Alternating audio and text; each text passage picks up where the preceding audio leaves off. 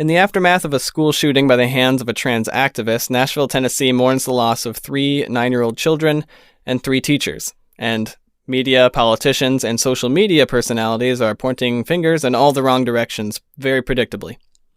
I think it's high time we push back on these things.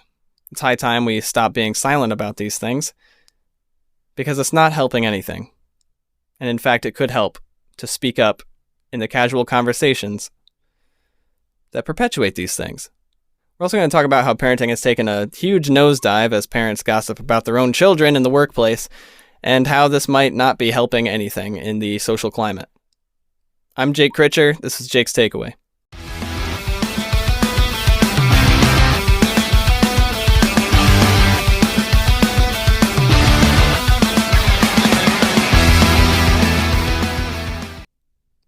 I want to start by saying if I get any sort of recognition, any sort of publicity on this video on YouTube or Instagram, I will almost certainly get taken down.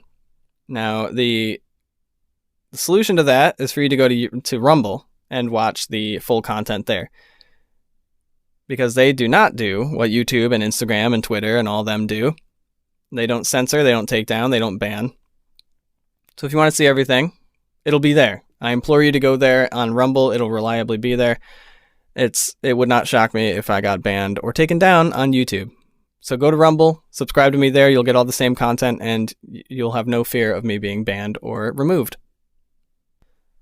Well, today I have the severe discomfort and displeasure to address the Nashville, Tennessee shooting in a Christian school by the hands of a trans activist. Nobody wants you to know that this trans activist was a woman identifying as a man, and that doesn't seem to matter at all. A killer is a killer.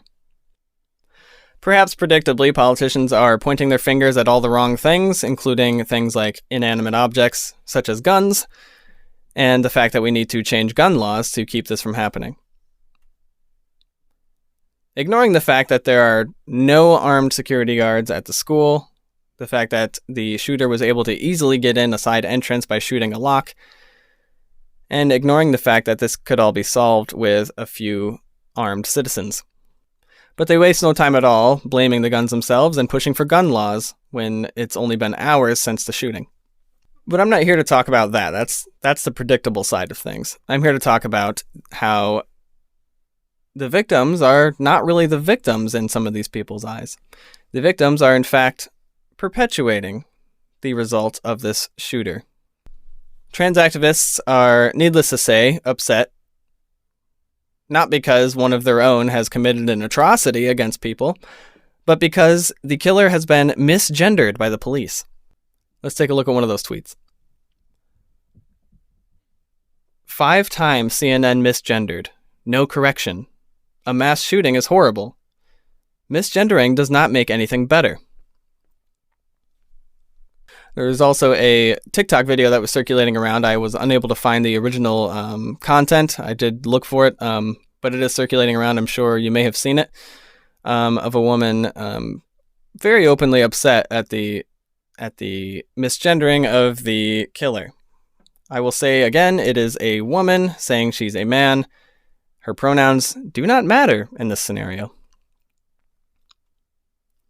But if your first reaction to a school shooting is to go onto TikTok and say, this shooting was bad, but, stop yourself right there. Why is there a but? Whatever proceeds after the but does not matter. That first part is the only thing people care about. If you have to say school shooting bad, but, then you're already on the wrong side. Needless to say, I don't give a flying ferret what this person's pronouns were, because the only pronouns they will be remembered for is murderer and monster. Your pronouns got you nowhere, and now no one will remember your pronouns, at least not the ones you wanted them to. USA Today came out and condemned the police, misgendering them as well, said officials had, quote, this is quote from USA Today on their Twitter page, police on Monday afternoon said that the shooter was a transgender man. Officials had initially misidentified the gender of the shooter. Why Does this matter? Killer. Criminal. That's all that matters. This person's pronouns are completely irrelevant. We should have no respect for this person. This person forfeited any right to be called what they want to be called. They forfeited the right to their own life by taking the life of children and adults. Doesn't matter the age, you're still a monster. Though it takes a very special kind of monster to kill children. Also in reaction, yet another trans activist and a trans person himself, I assume it's a him because he's dressed as a woman and calling himself trans. Here's his reaction to it. I'll tell you something. If a police officer put his hands on me for trying to be who I am, I don't care if I got shot. I'm taking a couple of transphobes with me. And I suggest you do the same. The time for debate is over. It's a waste of time. Again, not focusing on the crime of the killer, but rather the victimhood of the killer. People on the internet are blaming, supposedly the shooter was a former student of this school. She targeted this school knowing that there wasn't any security guards or any armed individuals at all. And they're blaming Christians. They're blaming her parents. They're blaming legislation. And then people like this, trans activist, are in fact justifying her actions and saying that this is the time to fight, the time to push back. This is only an excerpt of his extremely long call to fight in a 3-minute long video that's openly available on TikTok, by the way. Yet another reason for that to be banned and not to let your children on there. But here's a real cherry on top. The sitting spokesperson of the Arizona governor, Jocelyn Berry, tweeted hours after the shooting. So no plausible deniability. It's not like this was posted within minutes of the shooting. Hours after, she obviously saw the news. She knew what was happening. But here's what she tweeted. She tweeted a GIF. Yes, it's GIF. Graphics interchange. It's GIF. She tweeted out, "Us when we see transphobes," and a GIF of an actress from I don't know what movie holding 2 pistols. Us when we see transphobes. Notice she puts herself in this us category, pointing guns at transphobes. Needless to say, this was quickly ridiculed, and she very hastily blocked pretty much everyone's access and made her account private because there's no defending this position. It is indefensible. But this is the sitting spokesperson of the Arizona governor. Now, of course, they're going to try to brush this under the rug, and through silence and ignoring it for long periods of time, they're hoping people are going to forget this. But we're saving receipts. People are screenshotting it. We're not forgetting this. This is someone that we put into power. This is someone that was voted in. As you can say, as illegitimate as it may have been. This is someone in power that you can talk to. This is someone in power you can protest against. We should be calling this person. We should be calling the Arizona governor, sending letters, sending emails, and relentlessly asking for the firing of this person who is clearly advocating for violence against transphobes, quote unquote. We can't let them ignore this problem until it goes away. This is why we're where we're at.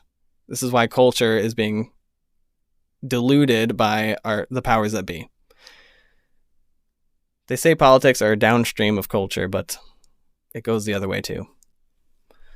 There's been yet another tweet that's been circulating on the internet by an account called Pinko Scum. And I would say the scum part is quite aptly named. But here's that video that's been circulating.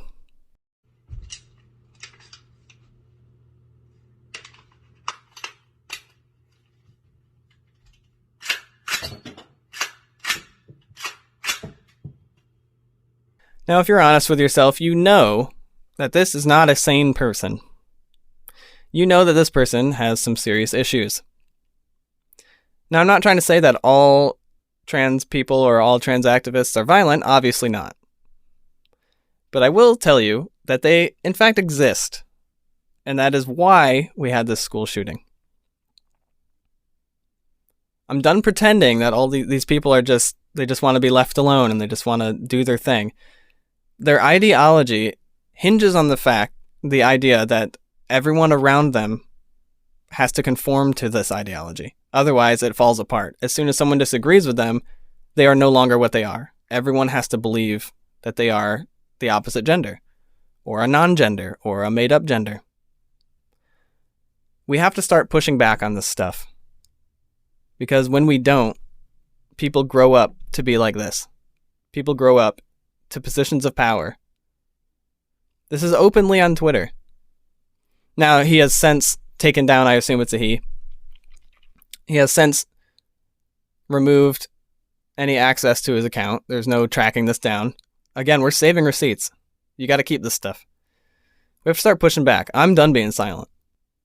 They seem to have no problems posting this on the social media accounts, and these apps are not concerned with their obvious threats of violence, their obvious calls to action that are not good for society and potentially harmful to society. None of these apps are taking them down. That includes TikTok, that includes Twitter, that includes Instagram, especially TikTok. But when they think that we're the minority, when they think that they are going to suffer more consequences from these people, then they're going to side with them. But the thing is, when you're not quiet, when you're not silent, they won't think that, because majority of people are not this insane. Perhaps predictably, the bio of Pinko Scum says, "I'm a communist, archaeologist, and writer." Archaeologist seems to be a random screwball in that equation, but communist, very predictable. All right, I've got one last unfortunate TikTok video to show you. Let's take a look at this lady who decided she would capitalize on this horrible incident to get some clout. I wonder if the parents of the victims of the Nashville shooting today would still have their children if these trans bills in Tennessee were never a thing. I'm not a parent, but if I were, I'd be real mad at the government. I'd be real mad at the government. Well, there she is blaming legislation for the murder of children and teachers. Not the shooter. Legislation. She's blaming the people of Tennessee. Now, her last statement, "I'm not a parent," I could guess without even hearing her say it. And I'm also willing to guess that she may never be a parent, because who would want to have children with someone who cares that little about victims of a shooting? She took this time, this moment of horrible dread, took this moment to go onto TikTok and complain about legislation when there are people dead. Took this moment to show a little more cleavage. Took this moment to make a stupid point. We have to make fools of these people. We have to force them to defend their positions, because their positions, in fact, are siding with the criminals.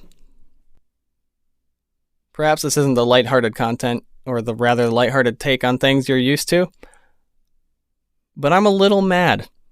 And I can tell you, if I were a parent of one of these children, I would be a lot more angry, especially seeing the bile pouring out of these awful people online who don't give a rip about anyone who suffered any consequences from the ideologies and the suffered at the hands of these criminals. I don't want to be talking about this. I don't think anybody wants to be talking about this, but it felt like an injustice not to bring it up, considering that I do talk about politics and news. But that's really all I have to say about it.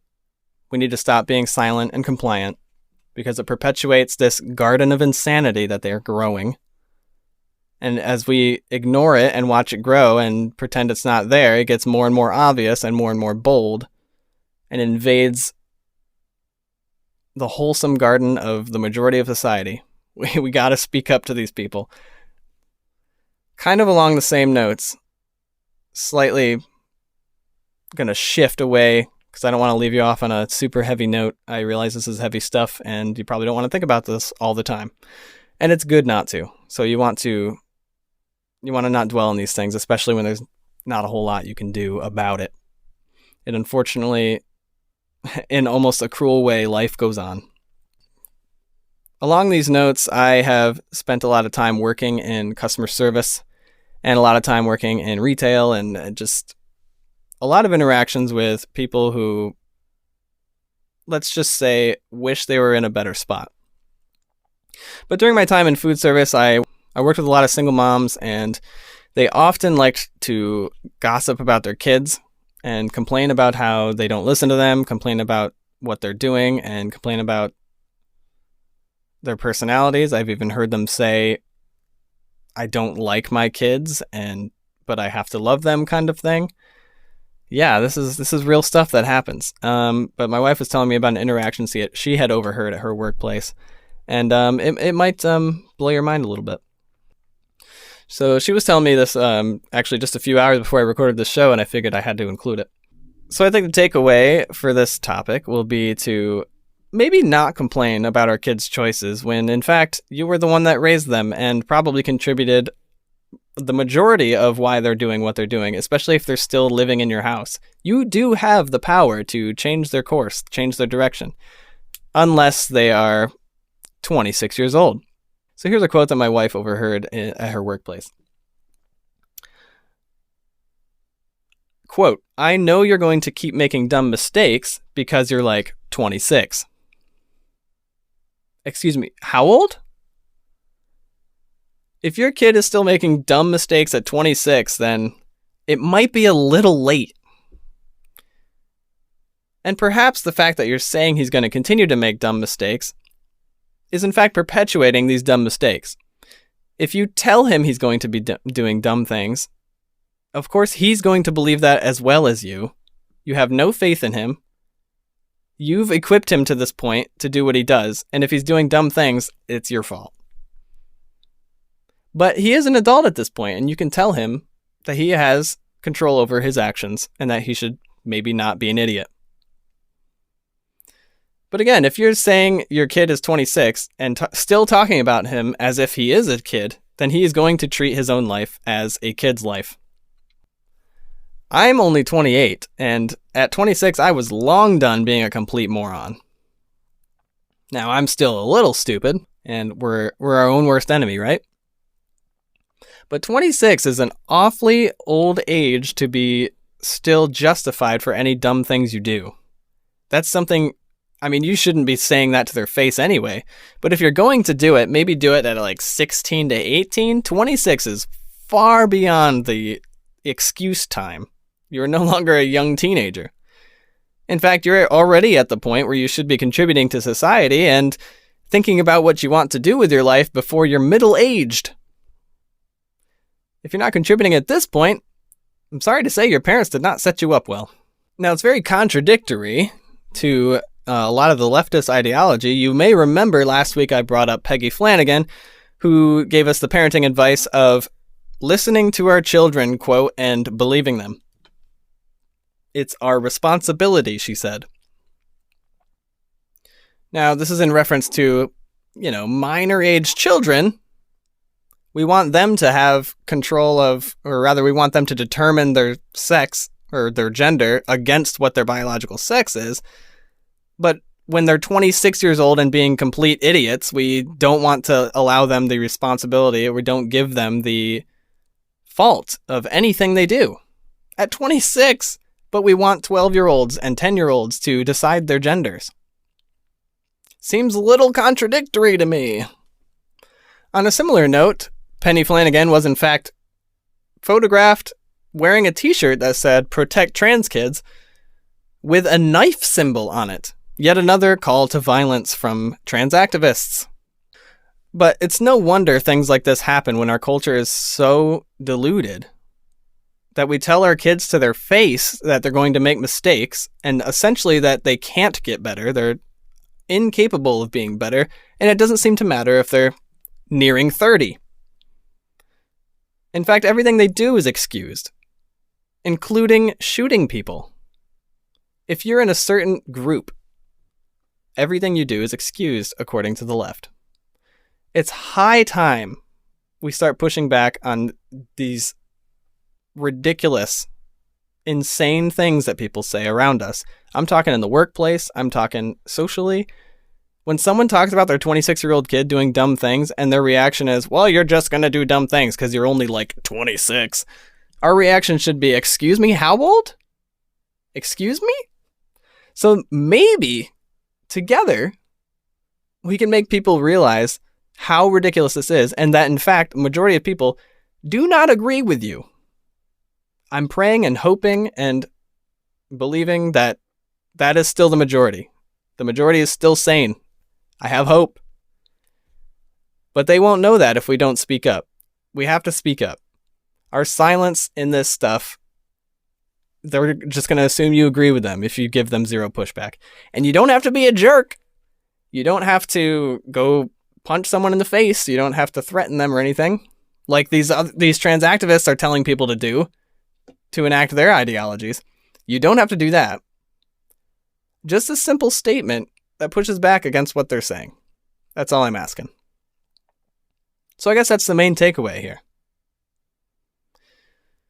I started this show because I was done being silent about this stuff, and that forced me to talk about what happened on Monday. It forces me to talk about our culture, our workplaces. We have to speak up. So that's my takeaway today. Frankly, I wanted to do more this week. I wanted a little more lightheartedness, but it felt like a disservice to those in Nashville to implement any humorous content. I do have a skit that will be still relevant next week, so you can look forward to that. But I didn't want to include it this week because I wanted to honor those lost and not to dishonor anyone involved. I also don't want to devalue thoughts and prayers. I know people make fun of that. But in fact, when I'm way over here and they're way over there, my prayers are really all I can do. And my prayers and my heart does go out to these poor people that suffered a horrible tragedy from the hands of an insane trans activist. But that's my 2 cents on the whole matter, folks. I'm Jake Critcher. This is Jake's Takeaway. I'll see you next week.